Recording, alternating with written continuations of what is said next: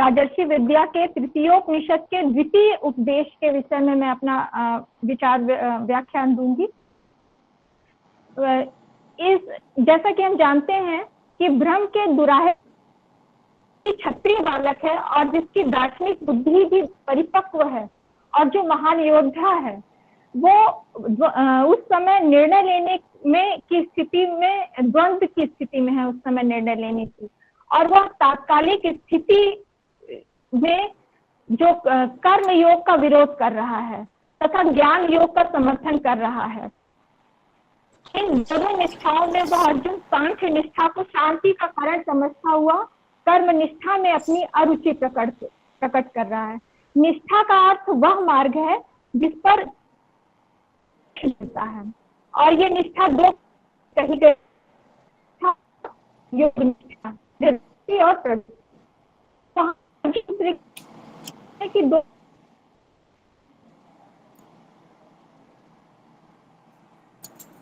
Ma'am आपकी आवाज cut रही है।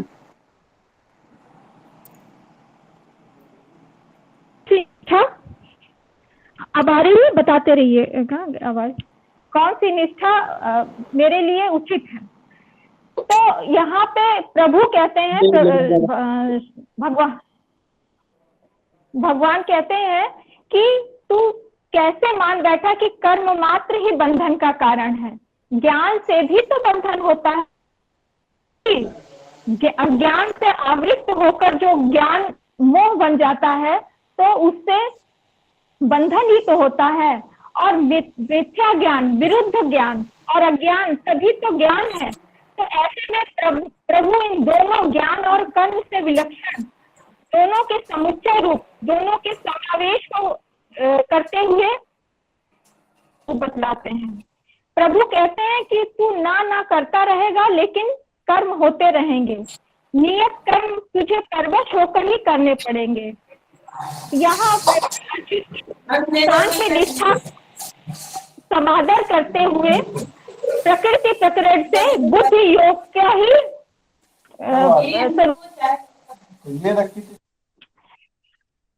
वाचस्पति पंडित मोतीलाल शास्त्री द्वारा रचित राजर्षि विद्या तृतीयोपनिषद सांख्य योग दोनों निष्ठाओं का समादर करती हुई, इसी श्रेष्ठ मानती हुई अपने नाम को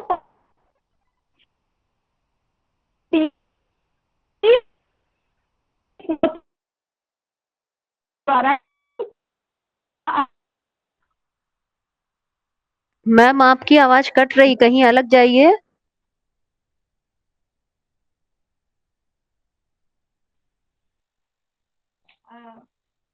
7 भागों में इसको विभक्त किया गया है। इन्हीं 7 अव्यर्थ हेतुओं के कारण कर्म का परित्याग नहीं किया जा सकता, और इन्हीं 7 अव्यर्थ हेतुओं को मैं क्रमशः यहाँ पर बताऊंगी। प्रथम जो इसमें का हेतु है कर्मियों उपायत्वात्, नैष्कर्म्यो उपायत्वात् कर्मणः अनिवार्यत्वम अबंधनत्वम च।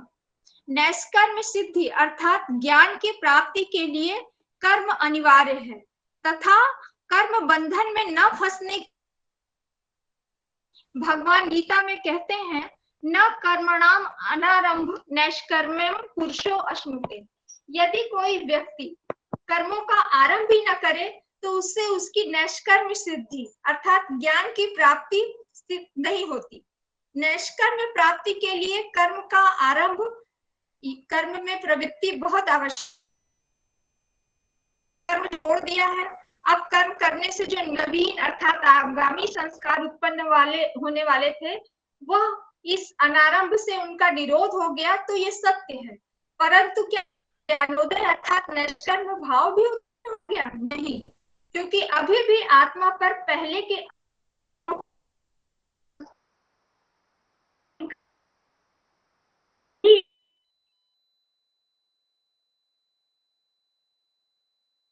कर्म का सहारा लेना पड़ेगा, जो आगामी कर्मों के संस्कारों के का लेप न बने। इस स्थिति में सांख्य निष्ठा व योग निष्ठा अर्थात कर्म योग दोनों ही असमर्थ हैं, क्योंकि सांख्य निष्ठा विशुद्ध ज्ञान में है, कर्म का वहां नितांत अभाव है। में आत्मा पर कर्म का आवरण आ गया, वे बद्ध आत्मा है। इसीलिए ऐसी स्थिति में ज्ञान सहकृत कर्म लक्षणा अतएव निष्काम कर्म लक्षणा बुद्धि योग निष्ठा का आश्रय लेना पड़ेगा। यह ज्ञान कर्म दोनों को अपना आधार बनाएगा और कभी भी लेप का कारण नहीं बनेगा। इस प्रकार बुद्धि जो कृत कर्म हैं वे आत्मोदय का कारण बनते हुए फल का भी संबद्ध करा देंगे एवं स्वयं को भी कोई भी लेप को भी हटा देंगे। ये कर्म बंधन से भी छुटकारा दिला देते हैं। अतः बुद्धि योग लक्षण कर्म की निष्कर्म रूपा यही पहली अनिवार्यता है। इस दृष्टि से कर्म ऐसे कर्म को छोड़ना अपनी आत्म संस्था का विनाश करवाना है। अतः नैष्कर्म सिद्धि व अबंधनत्व इस अनिवार्यता का मूल है। कि द्वितीय अनिवार्यता का हेतु है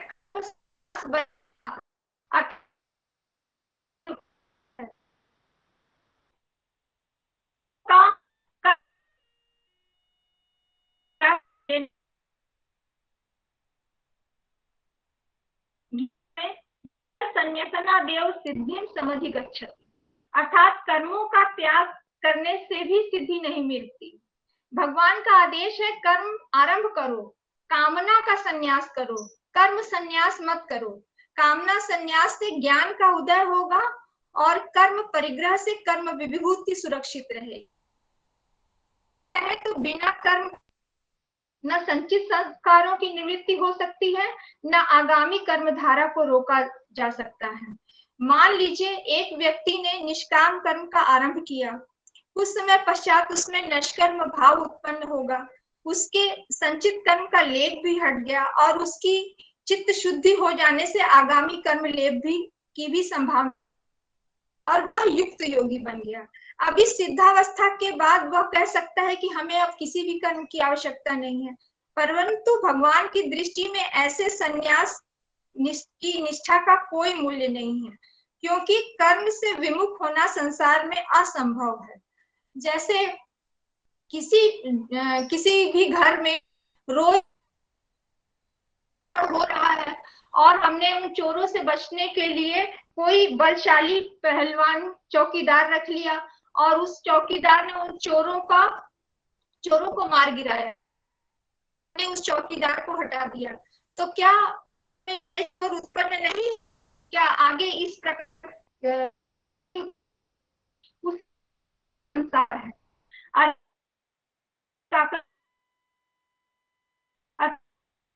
में और कर ही हमारी रक्षा करेगा। अतः के लिए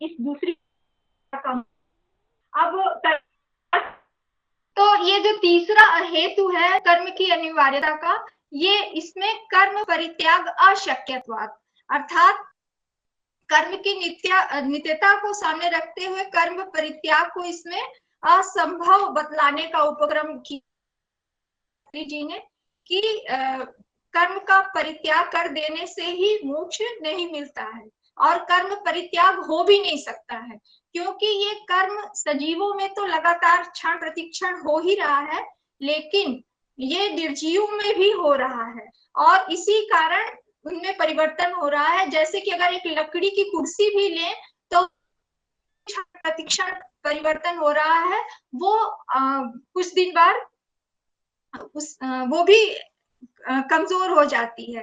तो ये जो क्षणिक परिवर्तन है ये सब में हो रहा है, इसलिए कर्म से तो कोई बच ही नहीं सकता है।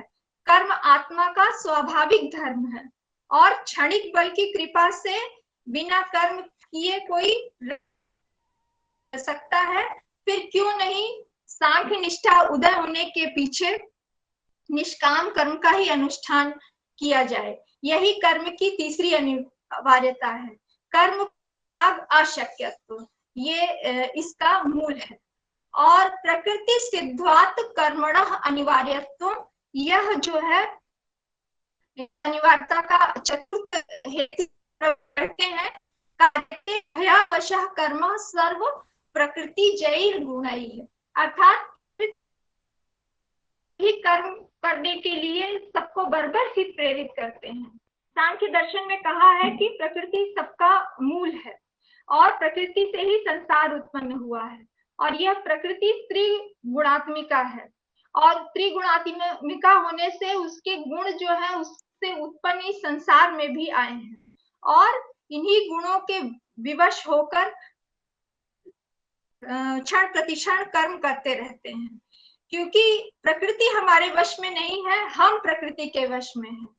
वह गुण हमें जिधर ले जाना चाहेंगे वैसे ही हम उधर हमको जाना पड़ेगा।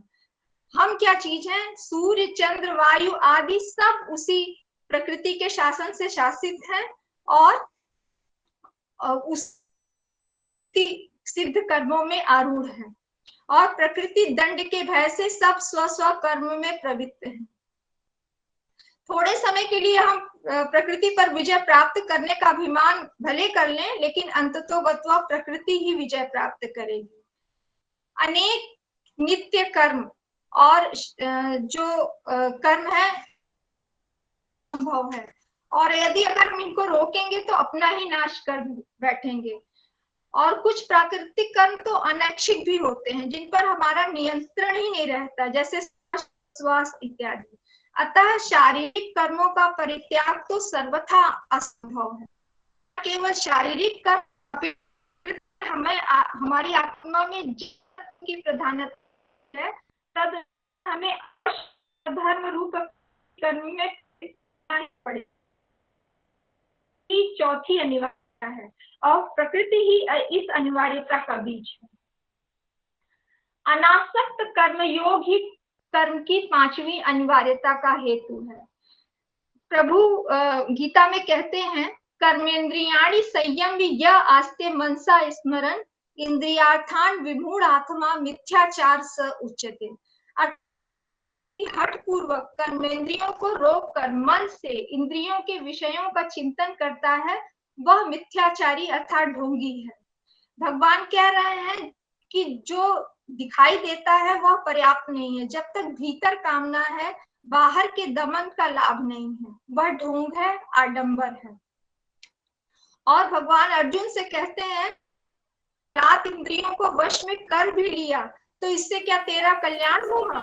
मन में यदि इंद्रियों का संतुलन बना हुआ है तो यह त्याग इंद्रियों के प्राकृतिक धर्मों को रोकना असंभव है। कामना मात्र का परित्याग ही मंत्र है। यह अनासक्त कर्म योग ही बन जाता है, और यही योग कर्मसु कौशलम के अनुसार बुद्धि योग है। यही कर्म की अनिवार्यता है।